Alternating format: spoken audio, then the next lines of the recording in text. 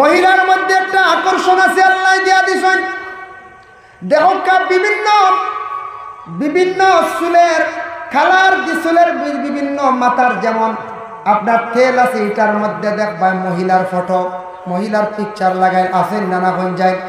বিভিন্ন মাখার জিনিস আছে মহিলার পিকচার, বিভিন্ন সাইনবোর্ডের মধ্যে দেখবা মহিলার পিকচার, বিভিন্ন বালা বালা জিনিসের অ্যাডভাইজও মহিলাদের পিকচার। তার কারণ কি?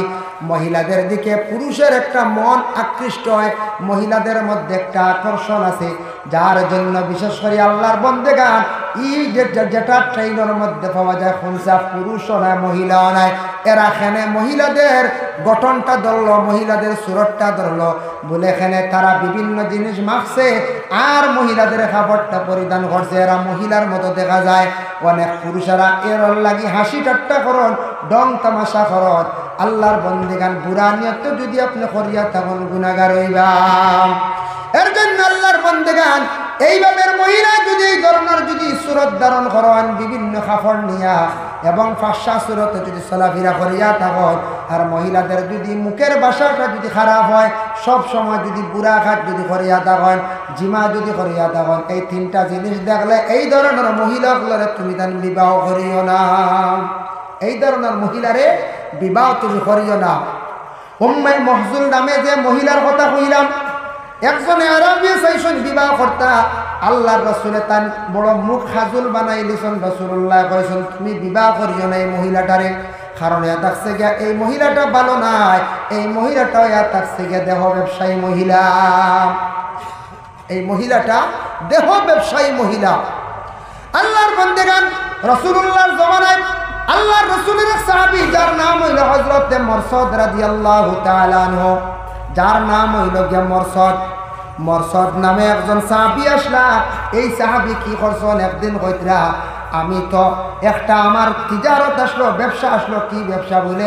কয়েদি অকলরে তাই আনা নেওয়া করতা, ইলা আসেন না অনেকে কয়েদি অকলরে আনা নেওয়া করেন, একটা গাড়ি চলাই নেন ড্রাইভার হলে তে মরসদে তাই কয়েদি অকলরে আনা নেওয়া করতা, এর ছাওয়া চিতা করতা। একদিন কইতরা মক্কাতে পাহাড়ের সাইডে গিয়া দেখলাম এক দেওয়ালের সাইডে একটা গুছার মধ্যে কুনাত সুন্দরী এক মহিলা দেখি আমি অগ্রসর হইলাম। আর এই মহিলা আমার উঠে তোমার নাম মরসদ নানি? বলে হ্যাঁ আমার নাম মরসদ। হইলার এই মহিলা আমার নাম জানলো কিনা? তাফসীরও আনছে। ওই সময় মরসদে কইতরা আমি মহিলার যেমন নাম কইছে আমি নিজে অবাক হয়ে গেলাম। অতি সুন্দরী একজন মহিলা, গঠনটা সুন্দর, কাপড়টাও সুন্দর, দেখতে বড় আমার পছন্দ লাগলো। তখন সেই মহিলা আমি নাম জানতে চাইলাম, কইলাম তোমার নাম কি? বলে আমার নাম হইল গিয়া আনাকা। বলে আনাকা, ঠিক আছে, এমন একটা নাম দেখো আনাকা, পুরুষের মতো নাম। বলে আচ্ছা গো আনাকা, তুমি তো রাত্রির বেলা, আগে হইতাম বলি গেছি সন্ধ্যার বেলা না, বিশেষ করে রাত্রির বেলা পাওয়া গেল। বলে আনাকা তুমি রাত্রির বেলা এই জায়গার মধ্যে কেন? বলে তুমি আমার ওদিকে আসো। খার কথা কইলা আনাকা মহিলা মরসদরে কইলা ওদিকে আসো, হাতর মধ্যে জাফট মারিয়া দর্শন দরিয়া কইলা তুমি বিবাহিত নি? বলে না না বিবাহ আমি করছি না। বলে চলো আজকে একটা রাত্রি তুমি আমার সঙ্গে করবা। হে কইছে হো আনাকা মহিলা, মানে গুনার মধ্যে লইয়া যাইত। ওই সময় মরসদে উঠিয়া কইলাম তুমি আমার হাতর মধ্যে দর্শন জড়াইয়া আমার কইলিয়া যাইতা। বলে চলো আমার ঘরে হইয়া তাই দেখছেন লগইয়া যাইতা কইলা দেখিছেন কোন জায়গার মধ্যে আমার নিয়ে যায়। যাইতে যাইতে দেখুন পাহাড়ের একটা গুহার দিকে যাইতে আসে, গিয়া দেখুন একটা গড় বালাখানার মতো, ওদিকে নিয়া মরসদে কইতরা আমারে জড়াইয়া ধরছে আর বিভিন্ন মহব্বতের কথা তুলিয়া ধরছে, আমারে মহব্বত করা আরম্ভ করছে। ওই সময় আমি মরসদে জাড়া দিয়ে কইলাম ইটা আল্লাহ তো নিষেধ করছেন বুড়া খাম খারাপ খাম, তুমি যেটা তোমার চাহিদা তুমি যেটা চাইত্রায় গুনার কাম করতায়, আমি মরসদে কখনো আমি করতাম নাই, আমি মরসদে করতাম না। হইতে যারা যেতেন ছুটিয়া মরসদ দৌড় মারছন বুধবাইত্রানি মরসদ ছুটিয়েছেন দৌড় মারছন রায় অন্ধকার রায়, এই মহিলাটা কি বাঁচিবার না? মরসদের দৌড় মারছন, যাইতে যাইতে গিয়ে এক জায়গা লুকাইছন আর ও মহিলার পিছইয়া দৌড় দিছে। আর মহিলার দৌড় দেখিয়া মরসদর দৌড় দেখিয়া পার্শ্ববর্তী এলাকার কিছু মানুষের সুর মনে করিয়া আর 8 জনে লোক ধরি লাইলা। আর বাসার উপায় আছে পঞ্চায়েত আরো 8 জন মানুষ কইল গভীর রায় সামনে দেখি পুরুষ আর পিছে মহিলা, হয়তো এই পুরুষে কিতা সামান লইয়া দৌড় দিকে সুর হইব, চলো যাই আমরা সাহায্য করি। 8 জন আরো রানা দিছ, বুঝবাইছেন তফসির লেছ, 8 জনের রানা দিছেন পিছন দিকে। মরসদে মধ্যে আমি বড় হাইতাস, খুব পেরেশানি হালতে গিয়ে হঠাৎ আল্লাহ আমারে মায়া করছে, একটা গুহার মধ্যে গেলাম, দিয়ে ঢুকে গেলাম। তারা কিন্তু তালাশ করি হয় না, আমার উফরে আসন এক গুরন, সাইডে আসন, নিচে আসন, উপরে থাকি ফেসাব গড্ডা, ফেসাবর সিটাই আমার সবুজ পড়ছি, বুধবাই পেশাবর সিটা চকুত পড়ছে। আচ্ছা, যে পেশাব পড়ার পরে চকুত এমনি পানি পড়লে কি তো এখন যায়, কিছু জ্বলে না এখন যায়, ছাওয়া যায় না। তেল লাগলে তো জ্বলে না এখন যায়, জ্বলে। তো এইটা পেশাব করছেন, পেশাব ইটা পড়ার পরে চকুত জ্বলব না, জ্বলব।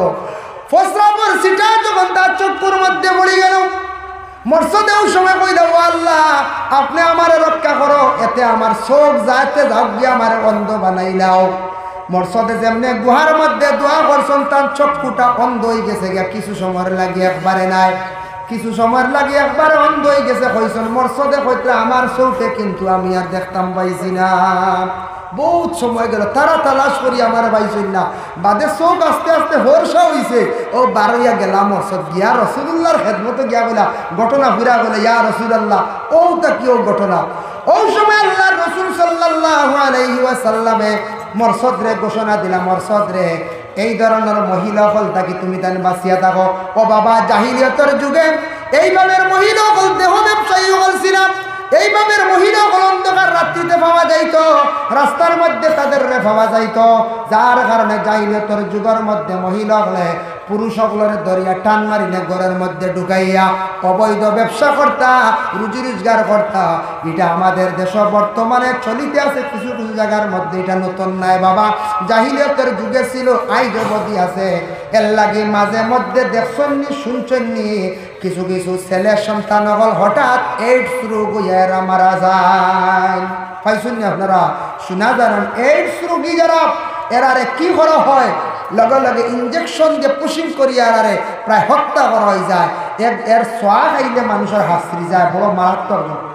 এর লাগে এই ধরনের দেহ ব্যবসায়ী মহিলা যত আসল আল্লাহর বাস্তে, দেহ ব্যবসায়ী মহিলাগুলোর কাছে যদি কোনো পুরুষ যদি যায়, কোনো পুরুষে যদি গুনার কাজ যদি করিয়া দেয়, এই মহিলার লাগি শত শত পুরুষেরা গুনার কাজ করতাম, যার জন্য কোন পুরুষের মধ্যে কোনো রোগ গিয়া মহিলার কাছে হাসরি যাইতে পারে, কিংবা তো কোনো মহিলার মধ্যে এইডস ধরনের রোগ হয়ে যাইতে পারে, একটা জার্ম পয়দা হয়ে যেতে পারে, যার লাগে কোনো পুরুষে যদি এই ধরনের কোনো মহিলার সঙ্গে যদি অবৈধ কাজ যদি করিয়া থাকুন, বাবা আপনার জীবনের মধ্যে এই ধরনের বেমারি আপনার জীবনে বড় কষ্ট ভাইয়া মারা যাইবা।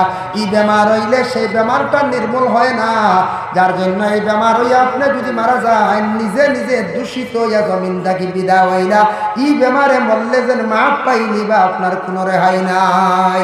এর জন্য বিশেষ করিয়াতে বোঝা গেল নবীজির জবানার মধ্যে মহিলারা এইভাবে ব্যবসায়ী ছিল।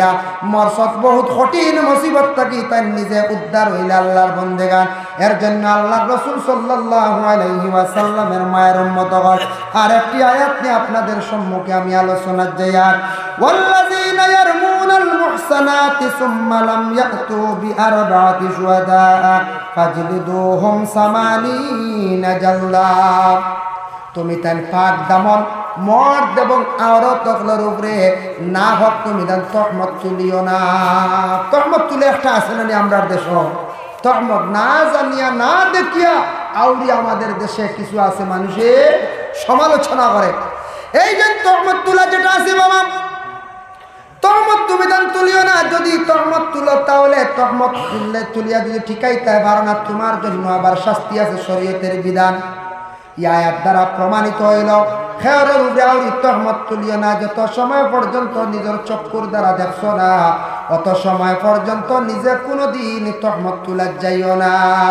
মিশকাতুল মাসাবি সেই হাদিসের কিতাবের মধ্যে আনচল বাবুল কাবাইর ওয়া আলামাতুন নিফাক, সেই বাবর মধ্যে হাদিসটা বর্ণিত। সেই হাদিসের সামান্য এক টুকরা আপনাদের সম্মুখে আনিয়ার ওয়াকাজবুল মুহসিনাতিল মুমিনাতিল গাফিলাত, পাক দামন মর্দ এবং আওরাতগুলোর উপরে তুমি দেন তহমত তুলা যাইও না। উপরে তুমি তহমত তুলিও না। যদি তুমি তহমত তুলো তাহলে তুমি গুনাহগার হইবা। কতটুক গুনাহ তোমার হইব দেখো কাম। যদি কোনো পুরুষে যদি আন্দাজে তহমত তুলে কতটুক পর্যন্ত গুনাহ হইব। কাবা গড্ডে যদি 101 বার ভাঙ্গিলে যে পরিমাণ গুনাহ হইব সে পরিমাণ গুনাহ কিন্তু আপনার আমার আমলনামায় লেখা হইব। এর লাগে আমরা আন্দাজে তহমত তুলি নাই।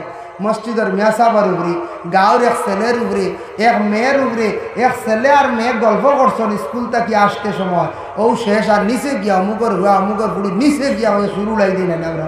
জি খালি গল্প দেখলাও শেষ, নিচে গিয়া শুরু লাই দিলা বলা রানি। ও ধরনের তহমত যেটা আছে এইভাবে তহমত তুলিয়া যদি কেউ টিকাইতে পারেন না তাহলে তাই তহমতকারীর গুণ হইল গিয়া আল্লাহর গড্ডে 101 বার ভাঙ্গিলে যতটুক গুনাহ ততটুক গুনাহ তাদের আমলনামায় হয়, অতটুক গুনাহকার। আর যদি তহমত যদি তোলার পরে যারার উপরে তহমত তুলো হয়েছে এরা যদি বিশেষ করিয়া যদি হন দরিলাইন বলে আমরা টিকাইয়া দেও, তখন তাই টিকাইতে গিয়া যদি সাক্ষী প্রমাণে যদি প্রমাণিত করতে পারেন না, টিকাইতে পারেন না, সাক্ষী দিতে পারেন না, দেখাইতে পারেন না, তাহলে তার উপরে জরিমানা কতটা বলে থানরে উল্টা তুমি তাই 80 ডান্ডা দেও। আর টিকাই লাইলে এরা 100 ডান্ডা। আর যারা বিশেষ করিয়া টিকাইতে পারতাম আন্দাজি তহমত তুলবা এরারের শরীয়তের হুকুম হইল 80 ডান্ডা দেব হইত, এরারে 80টা খুলা লাগানি হইত। এর লাগি বাবা তহমত তুলতে আপনার আমার হুশ করিয়া তহমত তুলতাম। যার জন্য বিশেষ করিয়া আল্লাহ পাক রব্বুল আলামিনের দরবার ফানা চাইতাম তহমত তুলা গুনাহ কবিরা, তহমত তুলা গুনাহ কবিরা। এর লাগে বিশেষ করিয়া আমরা তহমত তুলার থেকে আমরা বাঁচিতাম। মাশাআল্লাহ খাইছি আল্লাহ নেহারুন নেসা হুসেন আহমদ টঙ্গিবাড়ি 1000 নেহারুন নেসা আল্লাহ আপনার এক বান্দিয়ে দিছেন 500 টাকা আর একজনে দিছেন 1000। আল্লাহ আপনার বান্দা বান্দি আপনার সৎকারে কবুল আর মঞ্জুর ফরমাও। আল্লাহ এই সৎকার বদৌলতে আল্লাহ খাস করে আপনার বান্দির হায়াত খান্দা দরাজ ফরমাও, রুজি রোজগার বাড়াইয়া দাও। আল্লাহ আপনার বান্দির মার খানদান বাবার খানদান তামাম মুর্দে গান্ডে মাফ করিয়া দাও। আল্লাহ হুসেন আহমদের সৎকার বদৌলতে দুনিয়া বক আখিরাতের বালাই খান্দা নসিব ফরমাও। এর জন্য বিশেষ করিয়া আল্লাহর দুই বান্দা দিছেন 1000 আর একজনে 500 নিশ্চয় সদকা খুশিয়া দিছেন হওয়া হয়েছে না। আল্লাহ তান্তানের সদকার কবুল করক। তফসিরুল কোরআন মাহফিলে সাহায্য করছেন, আল্লাহ তাদের সাহায্যরে আল্লাহ কবুল করক। এর জরিয়ে তাদের দুনিয়া এবং আখিরাতের বালাই খান্তা নসিব করক। যার জন্য বিশেষ করিয়া বাবা আমি যে নসিহত করলাম আমার বড় কঠিন সুরা সাবজেক্ট দেওয়া হয়েছে রানি, এটা সম্পর্কে আলোচনা করা অত্যন্ত দরকার মনে করি। আমরা মনে করি হয়তো এটা সাধারণ, এটা হইল গিয়ে বড় মারাত্মক গুনাহ। যে গুনাহ করার উপরে এরা শরীয়তের উপরে কি হয়, শরীয়তর হুকুম জারি হয়ে যায়। এখন যাই আগে কইছি অবিবাহিত, এখন বিবাহিতর মাত্র যায়। বিবাহিতর কিতাব ও আয়াতর ব্যাখ্যা টানছেন বলে বিবাহিত কোনো পুরুষ এবং মহিলা এরার উপরে রজম খায়। রজম মানে কিতাব দেখো ওটা কই আমি শেষ করি লাইব, সময় শেষ হয়ে যার পরবর্তী মৌলানা সাহেব তশরিফ লই আইজি বাগিয়া। জি যার জন্য আল্লাহর বন্দেগান বিবাহিত কোনো মহিলা বা কোনো পুরুষ যদি এইভাবে যদি গুনার কাজের মধ্যে যদি পাওয়া যায় এরার উপর রজম জারি হয়ে যায়।